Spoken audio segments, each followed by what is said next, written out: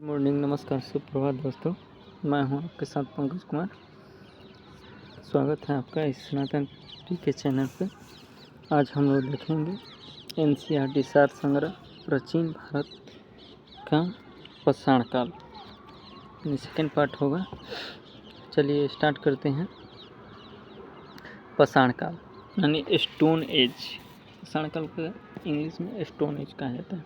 पाषाण काल को 3 भागों में बांटकर अध्ययन किया गया है। कौन कौन सा?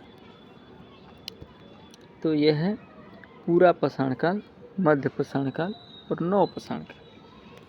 पूरा पाषाण काल 26 लाख से लेकर 9000 ईस्वी पूर्व तक के काल को कहा जाता है और मध्यकाल 9000 से 4000 ईस्वी पूर्व तक।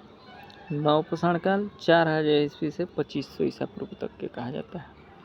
अब पूरा पाषाण काल को 3 भागों में अध्ययन किया जाता है। 26 लाख से लेकर 50,000 ईस्वी तक एक निम्न पूरा पाषाण काल, मध्य पूरा पाषाण काल 50,000 ईस्वी से लेकर 40,000 ईस्वी पूर्व तक और उच्च पूरा पाषाण काल 40,000 ईस्वी से लेकर 9,000 ईस्वी पूर्व तक।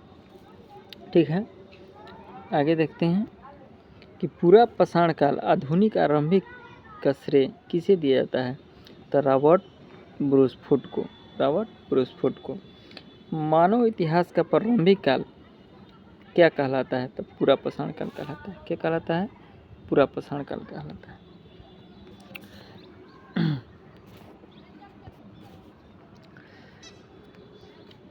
आगे कह रहा है कि प्राचीन भारत के औजार और अस्त्र शस्त्र बनाने के लिए निवासी किस पदार्थ का प्रयोग करते थे? तो पत्थर का प्रयोग करते थे। प्राचीन भारतीय भौगोलिक मान्यता के अनुसार भारतवर्ष किस द्वीप का खंड था? तो ये जम्बू द्वीप का खंड था। सर्वप्रथम मानव सदृश प्राणी हो जो होमो सेपियंस से प्रजाति के रूप में भिन्न था, उसे सामान्यतः किस रूप में जाना जाता है? तो पिथेकेंथ्रोप्स के रूप में। भारत में मानव सर्वप्रथम साक्ष्य कहाँ से प्राप्त होता है? तो हथनौरा से। हथनौरा नर्मदा नदी के घाटी में स्थित है। पूरा पाषाण संस्कृति से लेकर हड़प्पा सभ्यता तक के संस्कृति अवशेष किस पूरा स्थल से प्राप्त हुआ है? तो मेहरगढ़ से। कहाँ से? मेहरगढ़ से। जूते हुए खेत का साक्ष्य कहाँ से मिला है? तो कालीबंगन से प्राप्त हुआ है। कालीबंगन से।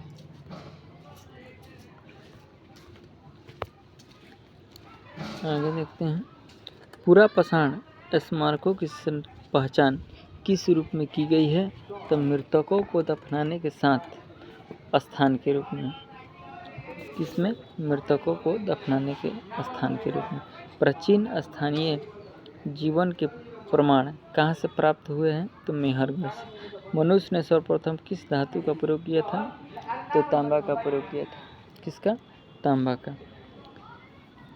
प्रस्तर युग यानी स्टोन एज, उसी को कहा है पाषाणी युग को कह रहा है प्रस्तर युग के लोगों के पास प्रथम घरेलू पशु कौन सा था? तो कुत्ता था। कौन सा?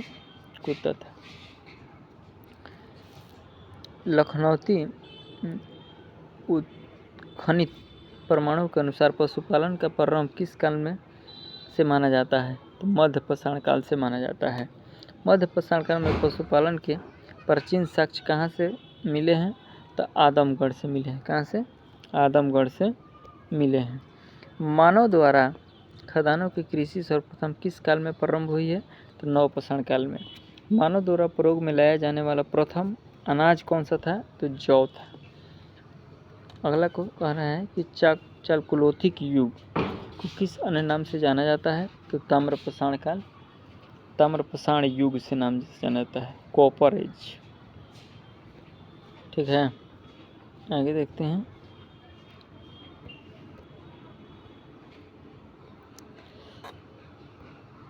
ताम्र पाषाण कालीन स्थल इमामबाड़ा, इमामगांव। इमामगांव कहाँ है? तो महाराष्ट्र में।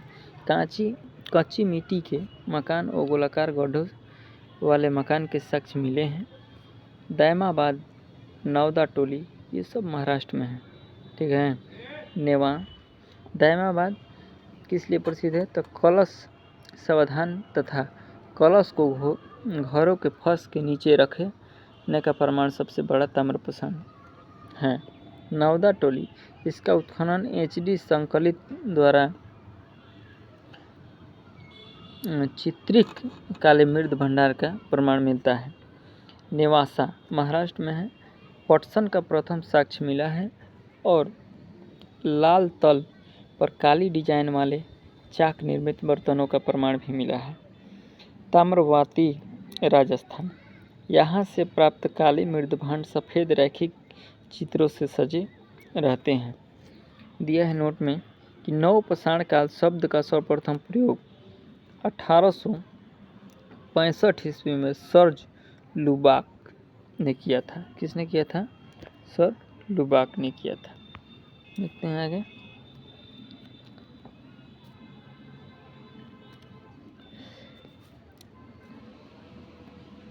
भारतीय पुरातात्विक सर्वेक्षण के प्रथम महानिदेशक कौन थे? तो जॉर्ज मार्शल थे। कौन थे? George Marshall. भारतीय पुरातत्व का जनक किसे कहा जाता है? माने father of archaeology Alexander Cunningham को कहा जाता है। किसको? Alexander Cunningham. भारत के किस आरंभिक पुरापाषाण युग को शिलाश्रय से सर्वाधिक चित्र प्राप्त हुआ है? भीमबेटका मध्य प्रदेश से। कुंभकारी मिट्टी के बर्तन बनाने की कला को सर्वप्रथम प्रमाण किस युग से प्राप्त हुआ है? तो नवपाषाण युग से। पेबल उपकरण किससे संबंधित हैं? तो निम्न पाषाण काल से संबंधित है। किससे? निम्न पाषाण काल से। ताम्रवती के नाम से कौन सी संस्कृति प्रसिद्ध है? ताम्रवती के नाम से कौन सी संस्कृति प्रसिद्ध है? तो हो जाएगा आहत संस्कृति से। माइक्रोलोथिक औजार संबंधित है तो मध्यपाषाण काल से। माइक्रोलोथिक मध्यपाषाण काल। बेलन घाटी से प्राप्त औजार किस काल से संबंधित है? तो निम्न पाषाण काल से। मानव को आखेटक यानी शिकारी के रूप में खाद्य संग्रह की अवस्था किस काल से जुड़ा है? पूरा पाषाण काल। मैंने पूरा कलन अपन भोजन करे के जो स्थिति है जिसको शिकार करना कहते हैं वो अवस्था देखा गया है पूरा पाषाण काल से।